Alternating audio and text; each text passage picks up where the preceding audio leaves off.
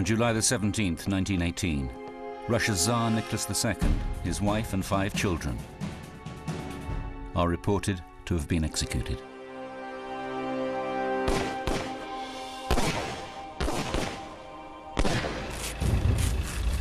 But their bodies could not be found. Then, in 1991, a grave is uncovered. 2 of the children are missing. All the time there was this confusion, the myth and the possibility of some or all or any of them surviving. In 2007, a second burial site is unearthed. But can its contents finally reveal the true story of what happened to the lost royal children? Investigating unpublished reports of attempts to rescue the Tsar's family, and with access to leading forensic scientists, striving to extract evidence from severely degraded bones, we open the mystery files on the Romanovs.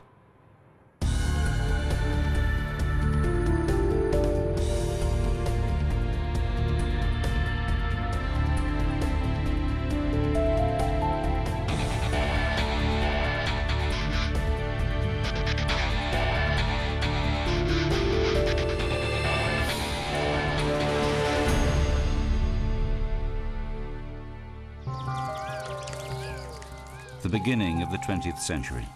The Romanov family are at the heart of Russian life. Tsar Nicholas II has been emperor since 1894. Helen Rappaport is a historian and author specializing in Russian history. She has studied in depth the private lives of the Romanovs. For the Russian people at large, for the peasantry, Nicholas was a divine being, and they did revere him. They did bow down and cross themselves whenever he passed. His Royal Highness Prince Michael of Kent is a distant relative of the Russian Tsar through the British royal family. He was a godlike figure to them. So that reverence was very, very powerful. With his German-born wife, the Tsarina Alexandra, they are the perfect royal couple. What really nailed the popularity of the Romanov family was undoubtedly those 5 extraordinarily beautiful children. Olga, Tatiana, Maria, and Anastasia are the 4 adored daughters. The youngest child is their son and heir to the throne, Alexei. The family's official residence is here, in the Winter Palace, St. Petersburg.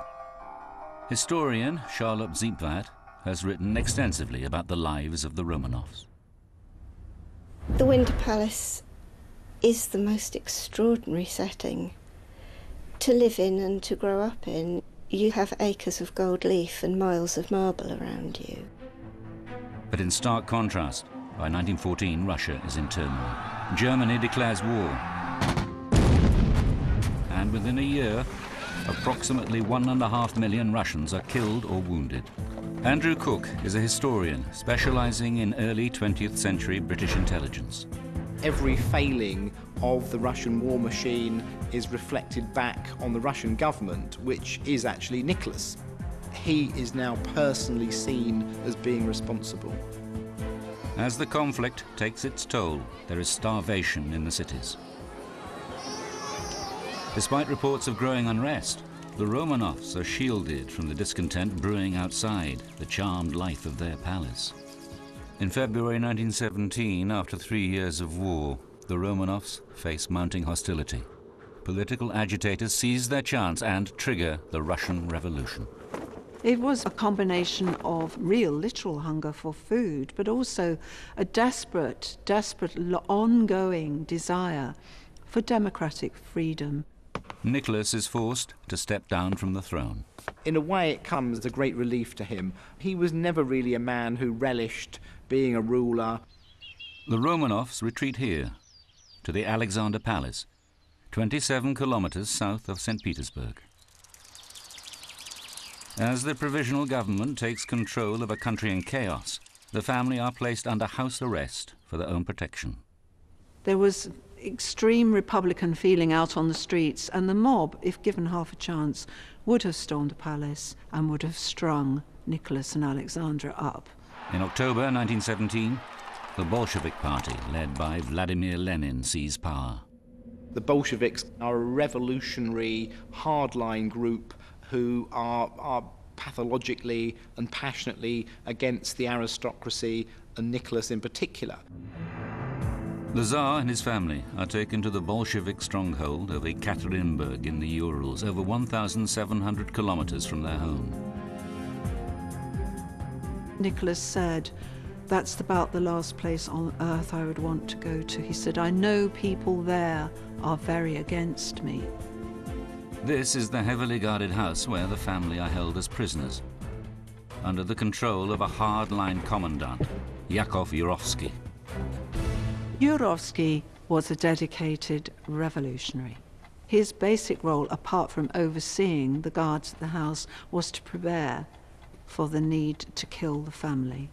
He had a duty to the revolution, and he was determined to fulfill it at any price.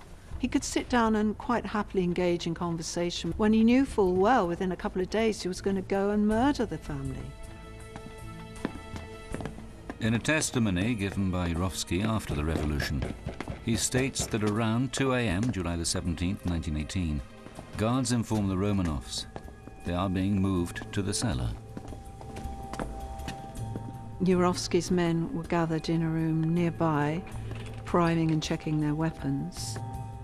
Yurovsky orders the family together for a group photograph, just like they have done countless times before.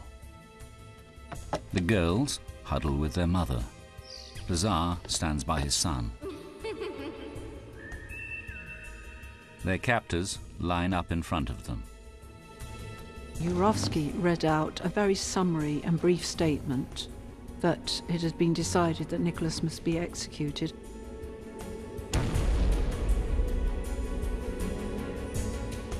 The family are in disbelief.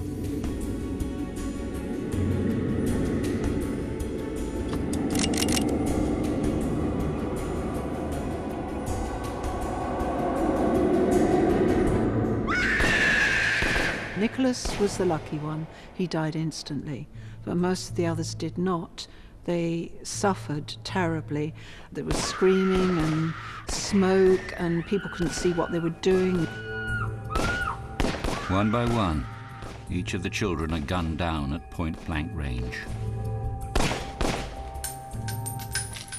In total, 103 shots are fired. This photograph of the cellar room is taken at the scene of the crime. Now the Bolsheviks need to ensure the bodies are not recovered and glorified by Tsarist sympathizers as martyrs. Yurovsky's written accounts describe the terrible events that follow. To dispose of the remains and leave no trace, the bloodied corpses are taken to remote woods. Peter Sarandinaki is part of an international team of investigators searching for the burial sites. Yurovsky gave the order to take the bodies out of the truck and decided right then and there to bury the bodies on a spot. But it is nearly dawn. Yurovsky and his men are afraid they will be spotted. Unceremoniously, the Romanovs are thrown into a pit, covered with acid and set alight. They had this idea that they were going to incinerate the corpses initially out in the forest. Now, had they done their homework? Had they checked how long it actually takes to burn one body in the open air? Depending on the heat, fire needs around 7 hours to consume tissue and fat, leaving the skeleton coated only in a greasy residue of burnt flesh. It is now that a crucial decision is made that for the next 7 decades keeps alive the hope that 2 of the children might have survived. According to the Yurovsky report, they took the 2 smallest sets of remains nearby and started burning those remains. They separated them off from the other pile of bodies. For 80 years, the 2 sites where the Romanovs are supposed to be buried are lost. In 1991, a grave is uncovered in the remote forest near Ekaterinburg. Scientists analyze the excavated bone fragments for DNA. Dr. Michael Coble is a forensic scientist at the Armed Forces Laboratory in Washington, D.C. Our laboratory was involved with the first round of DNA testing. The findings were quite clear. Of those remains, there was a consistent family association between the skeleton believed to be Nicholas, the skeleton believed to be Alexandra, and 3 of their daughters. This is the Paul and Peter Fortress, St. Petersburg. In 1998, 7 years after their bones are exhumed, Tsar Nicholas II and 4 members of his family are interred here. The Romanovs are canonized as saints. Prince Michael of Kent was present at the ceremony. It was a very poignant moment, because that's where the Tsars had always been buried since Peter the Great created the city. A pair of tombs remain unoccupied. For Alexei, the young prince and heir to the throne, and one of the daughters, either Maria or Anastasia. The big mystery was, of course, what happened to the 2 missing children. It was a completely closed story. There was no question of them ever being found. Determined to uncover the truth, year after year, Peter Sarandinaki and his team systematically searched the area around the Tsar's grave, looking for a second burial site. It's a 5-acre open meadow of grass surrounded by a forest on 3 sides. And on the eastern side is all swamp. We scraped off the top, roughly 10 centimeters of the soil, and to try to level the ground so that the ground penetrating radar would be able to go over it and be able to find anomalies. And we did not find anything. With no sign of 2 buried bodies, rumors emerge that Yurovsky's account of the assassination might be exaggerated, and that perhaps the missing children had escaped or been rescued after all. A plan took shape in the spring of 1917, 1 year before they are shot, while the family are being held in the Alexander Palace. There are enormous uncertainties surrounding what will happen and where they will go. The family are encouraged to leave the country. Nicholas turns to his close friend and relative, King George V. Well, they were first cousins, and they were in very affable terms together. They were very close. People often remarked how the 2 men bore a striking resemblance to each other. Nicholas requests to George that his family take refuge in England. He was very concerned about what was happening. It is thought that arrangements were made for a British ship to be waiting for the Romanov family at the port of Murmansk, 1,000 kilometers north of St. Petersburg. From there, they would sail to safety in the UK. George's initial instinct, like anybody's, was to offer refuge to his cousin. But there was a problem, and the problem was that Alexandra was a German, and there was incredible anti-German feeling in Britain at the time. Faced with the prospect of political unrest at home in the UK, King George has no choice and is pressed to withdraw the invitation. It's undeniably the case that he's pulled up the drawbridge and that Nicholas and his family are now stranded in a very hostile environment. Proposals for the family to be officially exiled to the UK are shelved. When civil war erupts, the family are forced to leave St. Petersburg and are taken to Ekaterinburg. It seems their fate is sealed. The mansion house where the family are held is ominously renamed by the new government the House of Special Purpose. Heavily guarded, it becomes their prison. Nicholas writes in his diary, We have absolutely no news from outside, and it was a very despairing moment where you could tell, I think, that he'd given up all hope of rescue. But unknown to the Tsar, despite King George's official refusal to give the Romanovs asylum, rescuing them is still being considered in London. Behind closed doors, the British hatch a secret plot to free the family from their prison. Hidden for 90 years, documents now disclose how reconnaissance is assigned to one of their most senior spies in Russia. Stephen Alley is essentially a specialist. He was born in Russia, he spoke fluent Russian and could dissolve into everyday Russian life. This is Alley's notebook. Kept by his family over the generations, it contains entries from his trip to Ekaterinburg. His unique collection of documents really does shine a very bright light on what he was doing at that time. Intelligence work of that kind is exceptionally risky. If he had have been uncovered and arrested, you know, almost certainly he would have faced a firing squad. Ali's log also has a rough sketch of the location of the house where the Romanovs are being held. Together with Russian files, it is now possible to build up an accurate picture of their prison. The family are kept in a corner on the first floor in 4 rooms. We also know that on the same floor was a guard room. There are also guards at the top of the stairs, on the staircase itself. The family's quarters were surrounded by guards. We actually see lists naming the personnel and the individuals who were there. We can see their shifts. We can see how many there were. There were machine gun nests trained on the house from the bell tower of the church. There were machine gun placements in the garden, in the basement. There is no way that family could have been got out of there without a bloodbath. Ali would have reported back that this was a suicide mission, that this really wasn't a situation where he could conceive of a realistic possibility of success.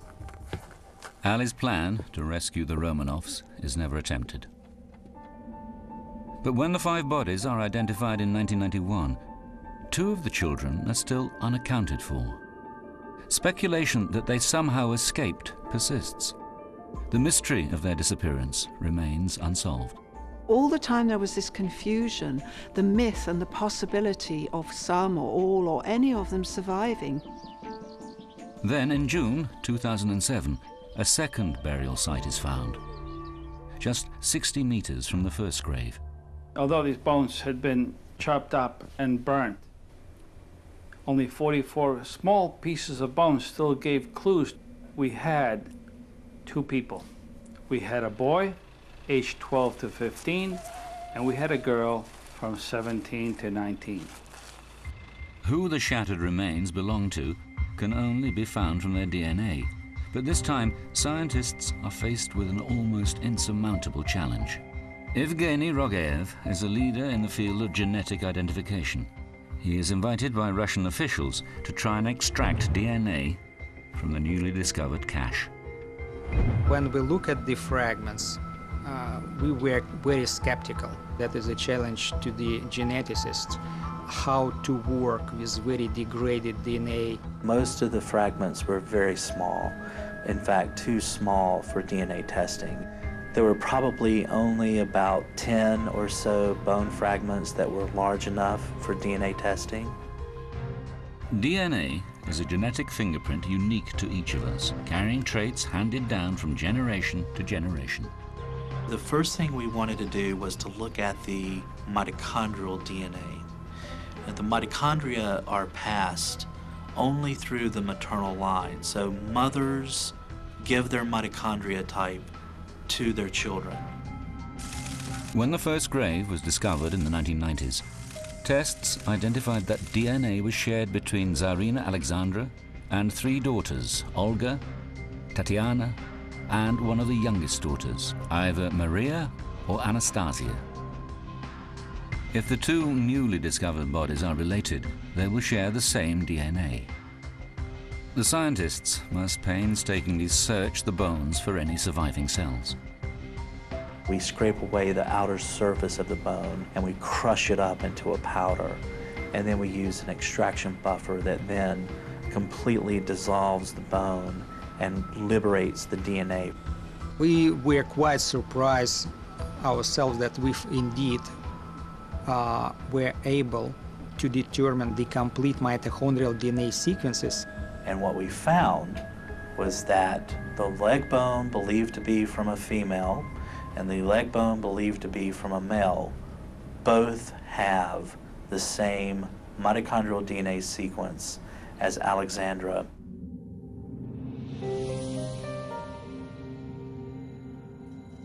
But the work is still far from over. To reach a complete and incontrovertible conclusion, investigators must make a match between these children and their father. For that, a direct comparison is required. But there is only one sample of Tsar Nicholas's DNA from when he was alive that scientists know of. And they also know it was lost decades ago.